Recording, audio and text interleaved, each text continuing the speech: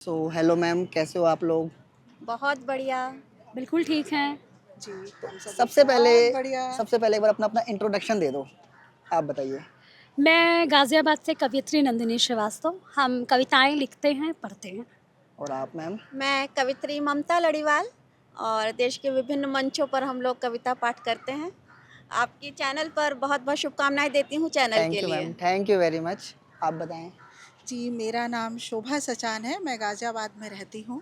साहित्य और समाज की सेवा में रुचि रखती हूँ और मैं कई सारे मंचों पर, टीवी चैनल पर कविता पाठ कर चुकी हूँ। मेरी कविताएं विदेश के भी कई न्यूज़पेपर और उसमें पत्रिकाओं में छप चुकी हैं और यहाँ भी आए दिन मेरी कई न्यूज़पेपर्स में पब्लिश होती रहती हैं कविताएं। मैं देश के विभिन्न क्षेत्रों में अपना प्रयास करती हूँ लिखने का, खासकर महिलाओं के जीवन पर, क्योंकि उनका आगे आना देश की उन्नति के लिए बहुत आवश्यक है।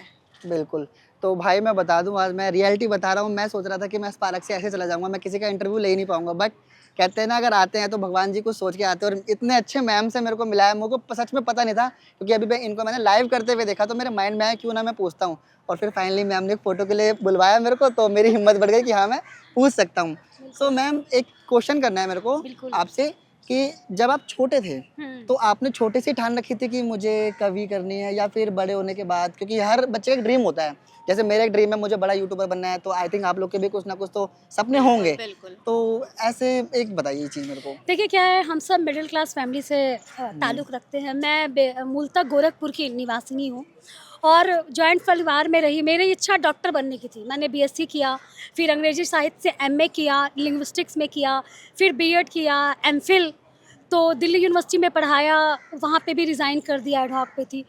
फिर डॉक्टर तो बन नहीं पाई, टीचर बनी। उसके बाद हम महिलाओं की बहुत सारी ज़िम्मेदारियाँ होती हैं। हाँ। तो फिर जब मेरी बेटी हुई तो मुझे लगा कि नहीं, अभी मैं सिर्फ माँ की ज़िम्मेदारी निभाऊं।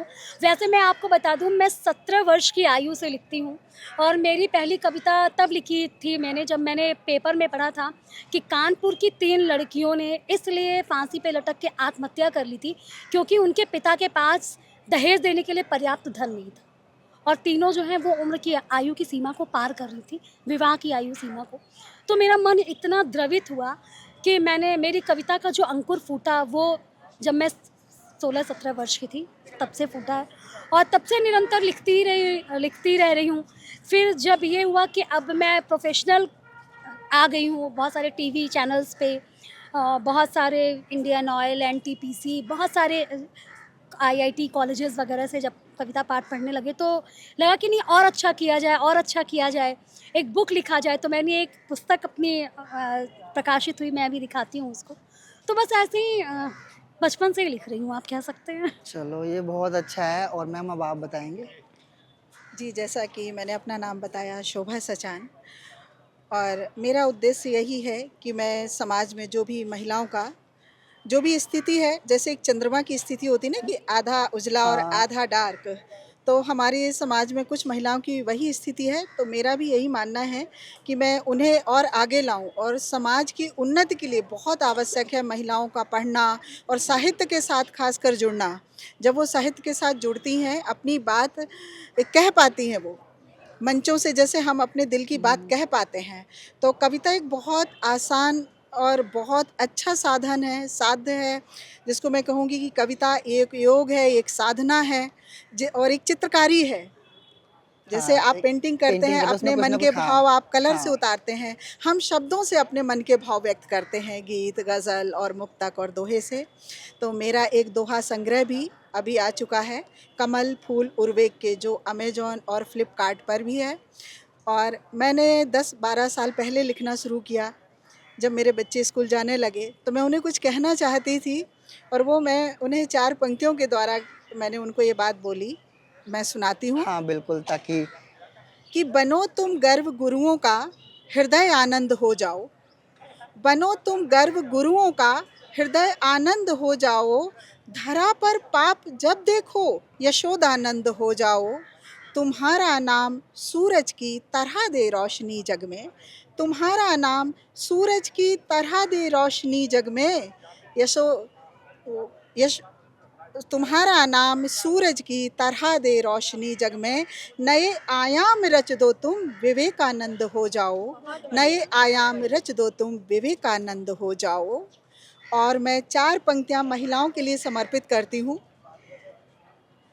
कि मैं शर्त का सिक्का नहीं हूँ। पहुँचिएगा वहाँ तक, सभी अपनी महिला मित्रों से ये बात कहूँगी कि मैं शर्त का सिक्का नहीं हूँ जो यूं ही उछाल दोगे मुझे। मैं शर्त का सिक्का नहीं हूँ, मैं 21वीं सदी की नारी हूँ, यूं ही नहीं घर से निकाल दोगे मुझे, यूं ही नहीं घर से निकाल दोगे मुझे। वाह मैम वाह। और ये पंक्तियाँ और मैं समर्पित करती हूँ कि दिल में नहीं तमन्ना ये जहान चाहिए, दिल में नहीं तमन्ना ये जहान चाहिए, हीरे की ना मोती की ही दुकान चाहिए। दिल में नहीं तमन्ना ये जहान चाहिए, हीरे की ना मोती की ही दुकान चाहिए। हक पर लगे हैं ताले जो बस खोल दो उन्हें, हक पर लगे हैं ताले जो बस खोल दो उन्हें। मुझको तो परिंदों सी बस उड़ान चाहिए, मुझको तो परिंदों वाह सी मैम बस वाह। उड़ान वाकई में चाहिए, उड़ान चाहिए। बस मेरा दिल वाकई में शुक्रिया। बहुत खुश है कि बहुत मैं बहुत इनसे वो धन्यवाद कर रहा हूँ। आपका। अब आपकी बारी मैम, आपको भी कुछ ना कुछ। हाँ फिर पहले आप मैम की बारी। क्या मैं तो कल हम 26 जनवरी हाँ मना रहे हैं, हाँ हमारा हाँ हाँ। गणतंत्र दिवस है। हम्म, तो मैं 4 पंक्तियाँ अपने देश के वीर सैनिकों के लिए देना चाहती हूँ कि वो कैसे -40 डिग्री से लेके +40 हाँ डिग्री के तापमान में कैसे हमारे देश की रक्षा करते हैं, कि जगे दिन रात वो पहरा भी दे दुर्गम ठिकानों पर, कभी अंबर कभी जलथल का जिम्मा है जवानों पर। तीनों सेनाओं, कभी अंबर कभी जलथल का जिम्मा है जवानों पर, मगर है हौसला उनका किसी चट्टान के जैसा, मगर है हौसला उनका किसी चट्टान के जैसा, नहीं है टूटता जो सम विषम के तापमानों पर, वाह नहीं है मैम वाह। टूटता जो सम विषम के तापमानों पर। बहुत बढ़िया मैम बहुत बढ़िया, थैंक यू। अब आपकी बारी मैम, आप बताएं कुछ। जी, मैं राजस्थान जयपुर की रहने वाली हूँ और मेरे पिताजी भी कवि हैं और बहुत बड़े साहित्यकार हैं। और बचपन से मैंने लेखन शुरू किया, स्कूल समय से। जब मेरे दादाजी का निधन हुआ था तब पहली बार मैंने अपनी रचना कही और सफ़र अब तक चलता आ रहा है। चलिए 4 पंक्तियाँ मैं पढ़ती हूँ। जिस तरह से रिश्ते बहुत जल्दी आजकल टूट जाते हैं, हाँ उस पर अपनी बात कहती हूँ। वक्त देना पड़ता है रिश्तों को। चाक पे चढ़ के भी ढलने में वक्त लगता है, कच्ची माटी को भी पकने में वक्त लगता है।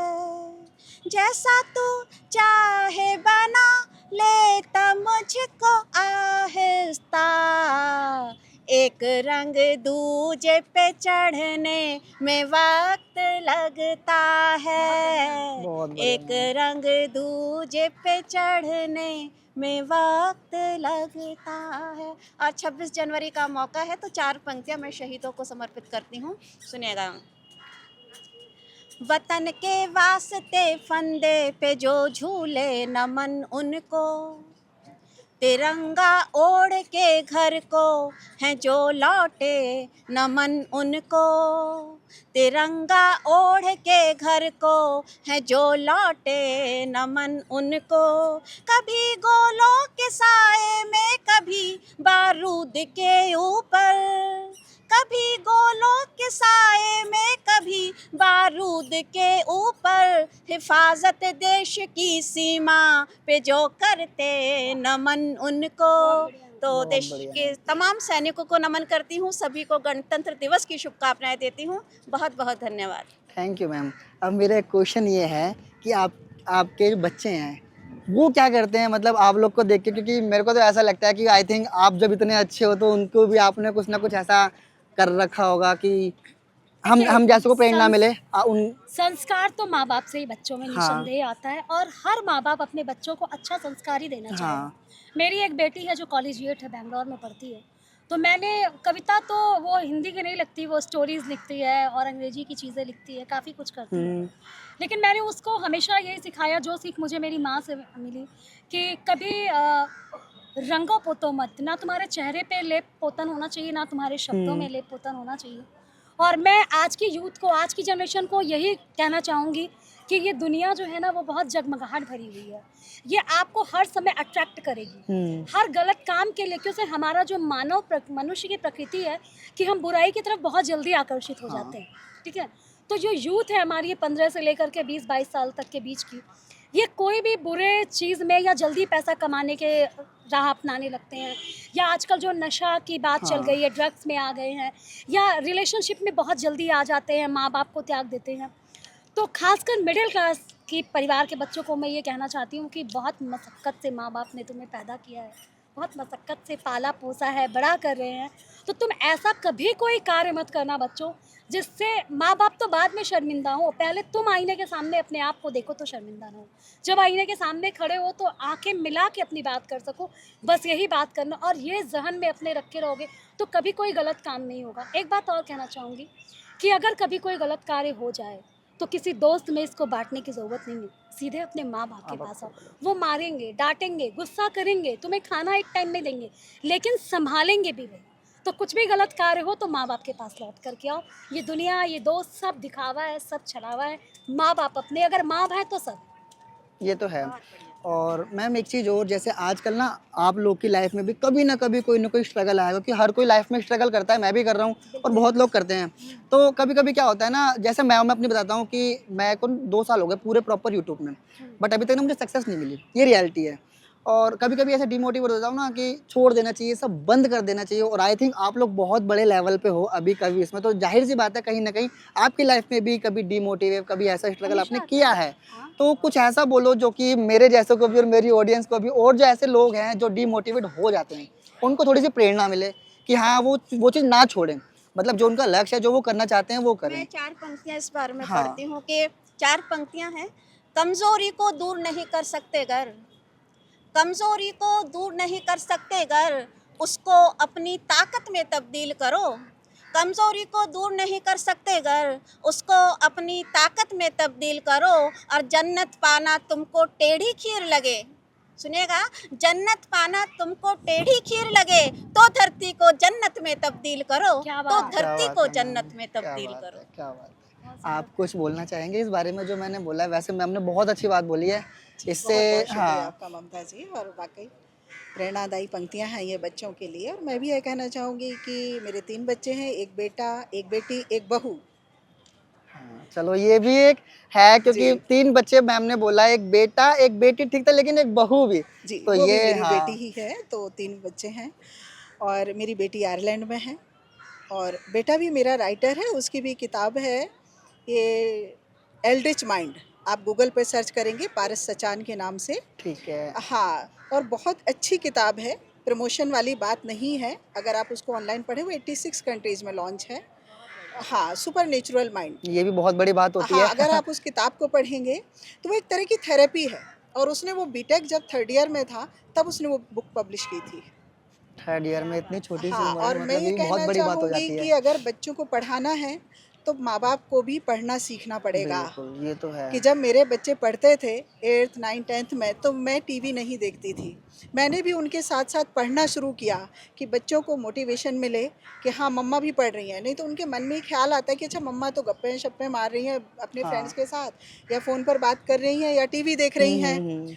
चूँकि बच्चे बहुत नाजुक उम्र में होते हैं, उनका हाँ, दिमाग भी बहुत नाजुक होता है और इन चीज़ों को बहुत जल्दी ग्रहण कर लेते हैं। तो उन्हें जब तक परिपक्वता ना प्राप्त हो जाए उन बच्चों को, तब तक उनका पल-पल आपको ख़्याल रखना होगा, बिल्कुल, बिल्कुल। As a mother, as a father. तो दोनों को। मेरा यही कहना है कि बच्चों के लिए आपको ये चीज़ें उनको हमेशा, जब वो बड़े हो जाते हैं तो सही और गलत में बस उनको फ़र्क बता दीजिएगा, चाहे घर में हो या बाहर हो।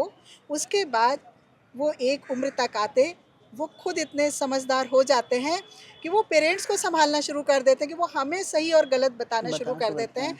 तब हमें लगता है कि हाँ, हम अपने जीवन में सफल हैं, एक अच्छी माँ बन पाए हैं और एक अच्छे पिता बन पाए हैं। बस मैं यही कहना चाहूँगी। Thank you. धन्यवाद। और अब एक चीज़ आपसे बिल्कुल पर्सनली से है कि कभी ना कभी आपकी लाइफ में ये चीज़ें आई होंगी कि जो चीज़ आप नहीं कर पा रहे हो और वो नहीं होती, फिर भी कोशिश करते हो, नहीं तो कैसा फ़ील करते थे? थोड़े पुराने पलों को याद करो और फिर वो फील बताओ। ऐसा करते थे, देखिए मैं तो बहुत सकारात्मक दिमाग वाली महिला हूँ और मैंने लाइफ में बहुत कठिन शारीरिक और मानसिक आर्थिक सब कुछ झेला है, वो तो एक अलग की बात है।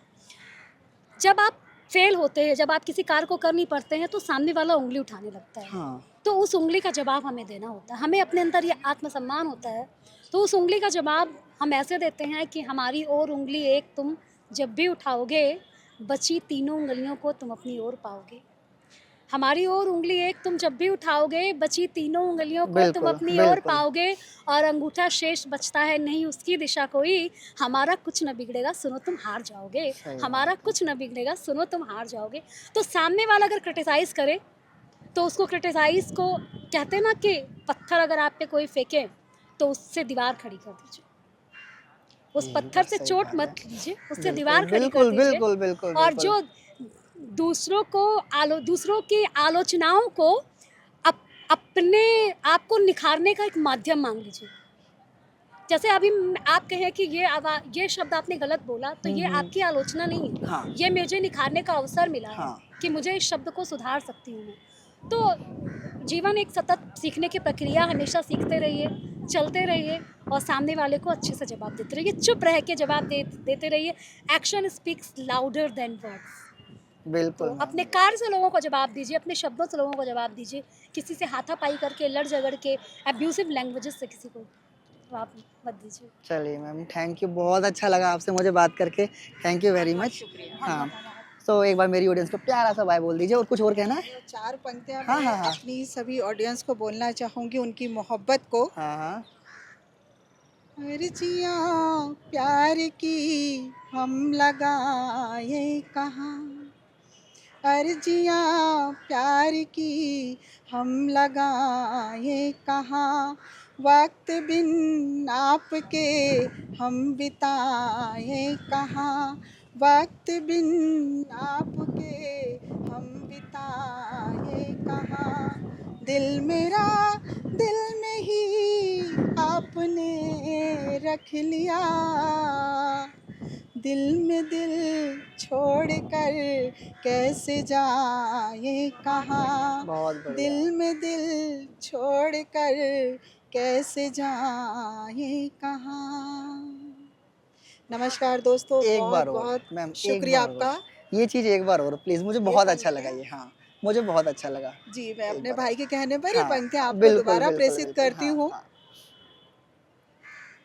अर्जियाँ प्यार की हम लगाए कहाँ, अर्जियाँ प्यार की हम लगाए कहाँ, वक्त बिन आपके हम बिताए कहाँ, वक्त बिन आपके हम बिताए कहाँ, दिल मेरा दिल में ही आपने रख लिया, दिल मेरा दिल में ही आपने रख लिया, दिल में दिल छोड़ कर कैसे जाए कहाँ, दिल में दिल छोड़ कर कैसे जाए कहाँ।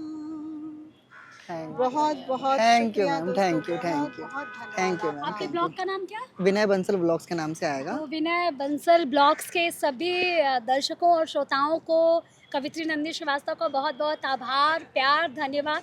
इनके ब्लॉग को देखिए, इसको सब्सक्राइब करिए, लाइक थैंक यू मैम, करिए। Thank you ma'am. और ये बच्चा जो बाहर निकला है सफलता पाने के लिए, इसको सफल बनाइए। मेरी समस्त शुभेच्छाएं और आशीर्वाद इससे। Thank you ma'am, thank you ma'am, thank you ma'am, thank you.